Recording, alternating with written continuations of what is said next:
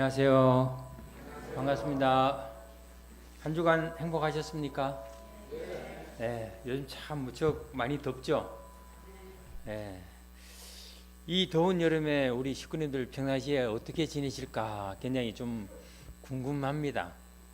우리 식구님들이 이 더운 여름에 뭐 하고 지내실까 이렇게 궁금해서 나만 더운가 우리 식구님들은 덥지 않고 잘 지내시는가 이런 좀 생각이 들기도 하고요. 어쨌든 더운 여름이지만 그래도 그럭저럭 잘 지내고 계시죠? 예, 고맙습니다. 이 더운 여름도 우리가 차라리 이 더위도 사랑하면서 지내면 어떨까? 이 차라리 더위를 사랑하고 더위를 사랑하다가 보면은 우리 사람도 사랑하고 또 자연도 사랑하고 이러면 이 더위가 오히려 더 시원해지지 않을까 그런 생각을 합니다. 우리 오늘 예배에 함께 해주신 우리 식구님 또 평화대사님 또 처음 이렇게 예배 나오신 분들 정말 환영합니다. 우리 인간들은 다 모양이 비슷하지만 각자 모양이 다르죠. 다 얼굴이 다릅니다. 그래서 누가 누군지 구분이 가능합니다. 그래서 모든 사람들이 하나님의 일부분을 닮아났다는 것입니다. 모든 사람들이 하나님의 일부분을 닮아난 개성 진리체이기 때문에 여기에 있는 모든 분들이 하나님을 닮아난 부분입니다. 하나님의 일부분을 닮아난 부분입니다. 그런 분들이다 보니까 다 하나님이 여러분 안에 다 계십니다. 그래서 여러분들 서로 얼굴을 볼 때 어떤 분으로 보냐면 여러분 얼굴도 보지만 여러분 안에 있는 하나님을 보시는 겁니다. 그래서 여러분들 옆에 분 얼굴을 보실 때 여러분 얼굴도 보지만 아 저분 안에는 이런 하나님이 계시구나 하는 것을 우리가 인식하면서 봐야 될 것입니다. 한번 여러분 옆에 분 얼굴 한번 봐주세요. 하나님 보이십니까? 예. 앞에 뒤에 옆에 앉으신 분들이 하나님의 개성을 닮아난 분들입니다. 그래서 함께 해주시는 분들이 하나님의 참 사랑을 가지고 오늘 함께 하신 귀한 분들입니다. 함께 해주셔서 감사합니다. 세상에서 가장 아름다운 것이 있다면 어떤 것이 있을까요? 어떤 화가가 세상에서 가장 아름다운 모습이 어떨 것인가? 어떤 것이 가장 아름다운 것일까? 그 아름다운 모습을 그리기 위해서 이 어떤 모습을 그리면 가장 아름답다고 할까? 그 아름다운 모습을 그리기 위해서 찾아 나섰습니다. 그래도 혹시나 교회 가면 목사님한테 가면 답이 있지 않을까 해서 목사님한테 가서 물어봤습니다. 세상에서 가장 아름다운 모습이 뭡니까? 하고 물어보니까 어떤 목사님이 믿음이지요. 하나님을 믿으면 가장 아름답습니다 하고 믿음이 가장 아름답다고 이야기를 했습니다. 그래서 이 화가 또 믿음 또 뭔가 없을까 하면서 가다가 보니까 군인들이 있었습니다. 이 군인들을 붙잡고 가장 아름다운 것이 무엇입니까 하고 물어봤습니다. 그러니까 이 군인은 평화지요. 평화가 있어야만 아름다움을 찾을 수 있죠 하면서 평화가 가장 아름다운 것이라고 했습니다. 또 이 화가가 다시 길을 가다가 보니까 이번에는 신혼여행을 온 부부가 있었습니다. 이 신혼여행들한테는 가장 아름다운 것이 무엇일까? 그래서 이 신혼여행 온 신혼부부들한테 가장 아름다운 것이 뭡니까? 하고 물어봤습니다. 그러니까 이 신혼부부는 사랑입니다 하고 이야기를 했습니다. 그렇죠. 신혼부부들에게는 사랑이 가장 아름답겠죠. 그래서 이 화가가 이 세 가지 답이 다 마음에 드는 겁니다. 믿음도 마음에 들고 평화도 마음에 들고 사랑도 마음에 들고 그래서 이 세 가지를 어떻게 화폭에다 담을까? 이 세 가지를 어떻게 그림으로 담을까? 그래서 이 세 가지를 한꺼번에 그림에 담기 위해서 또 고심하고 붓을 들고 막상 이 세 가지를 한꺼번에 그림에 담으려니 막상 떠오르질 않아요. 그래서 몇 며칠을 또 고민을 합니다. 고민을 하면서 하다가 보니까 도저히 이 세 가지를 화폭에다가 한 화폭에 담을 수가 없어요. 그걸 고심하다가 할 수 없이 시간이 됐고 집으로 찾아왔습니다. 집에 오니까 몇 달 만에 집에 오니까 애기들이 뛰어나오면서 아빠 하면서 뛰어나오는 거예요. 이 애기들의 그 정말 초롱초롱한 그 눈망울에서 얘들은 몇 달 동안 못 봐도 이 아빠라는 걸 믿고 있구나. 이 애들 눈에서 믿음이 보이더라는 겁니다. 또 몇 달 동안 못 봐는 이 부인은 그래도 남편이 오니까 남편이 사랑스러운 마음으로 어서 오세요 하고 인사를 하더라는 겁니다. 이 아내의 그 마음에서 이 사랑을 느낄 수 있었답니다. 이 아내와 아이들의 사랑을 보면서 집안에서 편안히 쉴 수 있잖아요. 그동안 그 아름다운 모습을 찾기 위해서 그렇게 헤맸는데 집에 와서 가정에서 편안히 쉴 수 있는 걸 보니까 여기가 평화구나. 평화가 여기 있구나. 그래서 이 화가가 이 세 가지를 가장 충족할 수 있는 것이 뭐냐? 바로 가정이구나. 그래서 가정을 중심으로 해서 그림을 담았답니다. 화폭에다 담았답니다. 이 가정이 우리가 가장 아름다운 모습이 바로 이 가정입니다. 이 가정의 모습이 일명에서 작은 천국이라고 또 이야기를 합니다. 국가의 뿌리가 되는 깃들이 바로 이 가정에 있습니다. 이 가정의 소중함은 우리가 굳이 말을 하지 않아도 다 아실 것입니다. 이 화목한 가정을 꾸리기 위해서는 어떻게 해야 되는가? 어떻게 하면 이 화목한 가정을 꾸릴까? 모든 사람들이 화목한 가정을 추구하고 있습니다. 그렇지만 이 화목한 가정이 모든 사람들이 추구는 하지만 잘 이루어지지가 않아요. 왜 그럴까? 가정의 중심은 사랑입니다. 그 사랑인데 어떤 사랑이냐? 나를 중심한 사랑이 아니라 하늘을 중심한 사랑이 이루어져야만 그 가정에 진정한 평화가 오기 때문에 그렇습니다. 그래서 우리가 가정에서 나를 중심한 사랑이 아니라 내가 사랑받고자 하는 나를 중심한 사랑이 아니라 하나님의 사랑을 중심 삼은 그 가정이 이루어진다면 그 가정에 정말 행복한 가정이 이루어질 것이라고 봅니다. 저희들은 그러한 가정, 하나님의 사랑을 중심한 그 가정을 우리는 참 가정이라고 이야기를 합니다. 이 참 가정을 이루고자 하는 것이 우리 인간들의 소망입니다.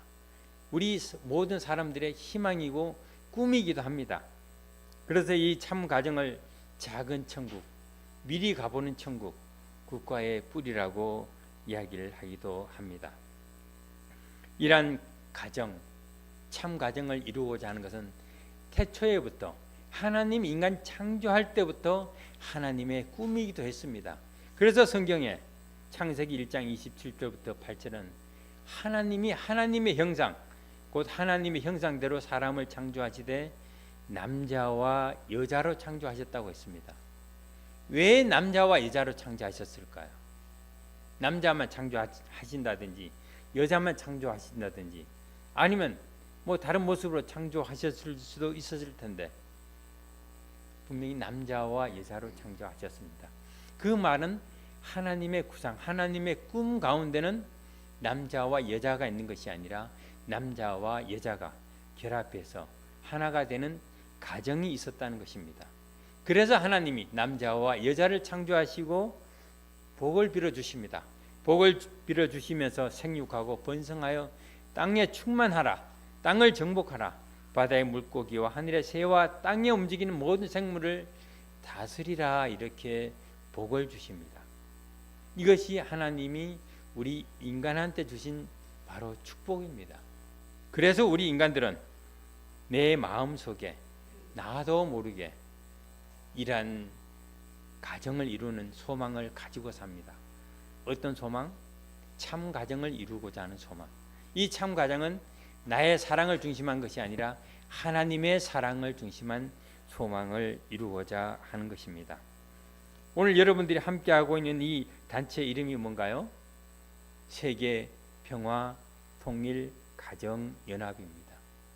이 세계 평화 통일 가정 연합 모르는 단어는 하나도 없죠. 다 아는 아주 평이한 단어입니다. 근데 저희들이 추구하는 것이 이 가정의 평화가 우리 가정에만 있는 것이 아니라 이 가정이 확산되어서 세계로 나가야 되는 것입니다.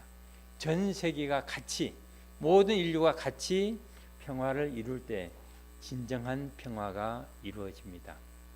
이 평화는 나를 중심한 평화, 내가 사랑받고자 하는 평화가 아니라 내가 위해주고자 할 때 평화가 찾아옵니다. 이러한 평화가 이루어질 때 우리의 통일은 자연스럽게 이루어집니다. 서로 위해주는 사랑이 있을 때 거기에 통일은 자연스럽게 이루어집니다. 이러한 가정들의 모임이 바로 세계 평화 통일 가정연합입니다.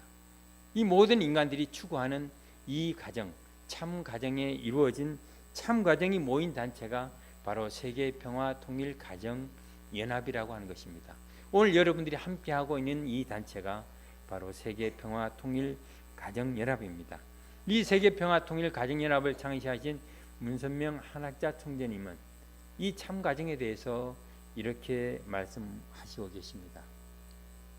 하나님의 창조 본연의 세계인 이 평화 세계, 이 평화 세계가 어떤 인간의 꿈이 아닌 하나님의 창조 본연의 세계입니다. 하나님이 이 세계를 창조하실 때부터 이상해 오시던 그런 것입니다. 하나님이 천년 만년 기다려온 이 세계, 이 세계의 이상 가정만, 즉 참 가정만 세운다면 그곳이 바로 지상천국의 출발 기지가 될 것이라고 말씀을 하셨습니다. 그래서 우리가 이 가정, 참 가정을 이룬다면, 그 참 가정을 이루는 그 세계를 우리가 함께 한다면 바로 우리가 하나님이 이상하시던 그 평화의 세계를 우리가 이 자리에서, 이 땅에서 우리가 살아 있으면서 반드시 이룰 수 있을 것입니다. 문선명 한학자 총재님은 바로 참 부모님으로서 하나님의 사랑을 가지고 이 땅에 오신 분입니다. 그 사랑을 이루기 위해서 이 땅에 오셔서 많은 노력을 하셨고 지금도 하시고 계시는 것입니다. 이 사랑을 이룬 가정을, 이 가정만, 이 한국에만, 이 세계만 하는 것이 아니라 전 세계 천주까지 확장하시고자 하시는 것입니다. 이 참 사랑을 확대해서 나가고자 하는 것이 바로 통일운동입니다. 그래서 이 참 사랑을 가지고 1991년도에는 북한 김일성을 찾아가십니다. 이 북한 김일성을 찾아갈 때 어떤 다른 걸 가지고 찾아간 것이 아닙니다. 바로 참 사랑을 가지고 김일성을 찾아가서 이 김일성 앞에서 이제는 김일성 주체 사상으로는 통일할 수 없다. 바로 참 사랑으로, 하나님의 참 사랑으로만 통일이 가능하다 하면서 김일성 앞에서 담판을 했던 분입니다. 그 담대한 힘, 그 담대한 용기가 어디에서 나왔을까요?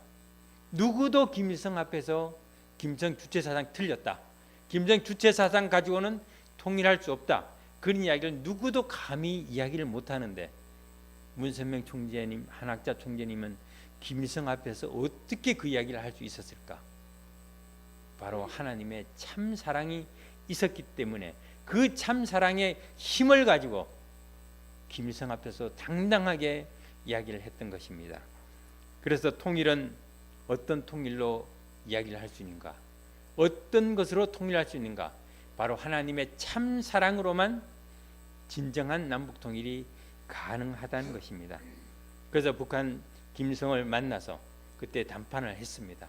이산가족 문제, 남북 정상 문제, 핵 폐기 문제, 모든 것을 그때 담판을 지었습니다. 그 사랑으로 김일성을 품으니까 김일성도 그래, 문 총재님이 하신다면 제가 따르겠습니다. 그래서 모든 걸 수용을 했던 겁니다. 이제 통일의 때가 점점 무르익어 오고 있습니다. 통일이 언제 이루어질지 모릅니다. 독일 통일 사람들이 예측한 사람들이 없습니다. 그렇지만 갑자기 하루아침에 이루어졌습니다. 남북 통일도 언제 이루어질지 모릅니다. 당장 금년에, 아니면 내년에, 아니면 그 후년에 이루어질지 모릅니다. 그러나 그때 우리가 준비가 없다면 정말 우왕좌왕 혼란이 일어날 겁니다. 그래서 지금 바로 그 통일의 때 통일을 준비를 해야 됩니다. 그 준비하는 것이 뭔가? 바로 참 사랑으로 어떻게 우리가 북한을 품을 것인가, 우리가 어떻게 북한을 사랑으로 품어줄 것인가, 그것이 우리가 지금 준비해야 될 과정입니다. 오늘 이 자리에 함께해 오신 많은 분들, 우리가 정말 참 사랑으로 북한도 품을 수 있는 그러한 참 사랑의 힘을 길러가시는 우리 모든 분들이 되시기를 축복합니다.